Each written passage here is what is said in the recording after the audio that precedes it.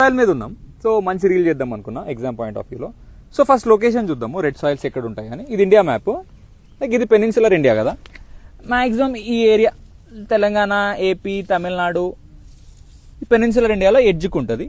దీని ప్రొపోర్షన్ 18.5%. ఇంకోటి ఏంటంటే లెస్ రెయిన్ఫాల్ ఇన్ ఏరియాస్లో ఈ సాయిల్ ఉంటుంది. నెక్స్ట్ ఇక్కడ ఏం క్రాప్స్ వండుతాయి? Cotton, tobacco, potatoes, wheat, pulses, etcetera etcetera, ఈ మెయిన్ క్రాప్స్. క్యారెక్టరిస్టిక్స్ చూద్దాం ఇప్పుడు. ఇది ఎందుకు రెడ్ ఉంటుంది? ఫెరిక్ ఆక్సైడ్ ప్రెజెంట్ అయి ఉంటుంది. చాలా సార్లు అడిగే క్వశ్చన్. ఫెరిక్ ఆక్సైడ్ ఏం అబ్సెంట్ ఉంటుంది?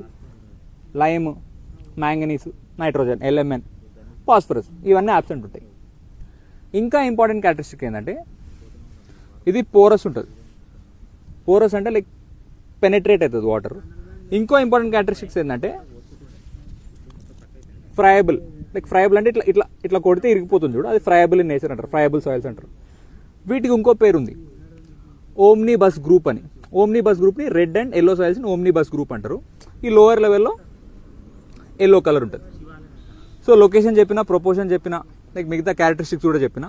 ఈ రీల్ని ఒక 2 to 3 times చూడండి. రెడ్ సాయిల్ మీద ఏ క్వశ్చన్ వచ్చినా 2 secondsలో ఆన్సర్ పెడతారు.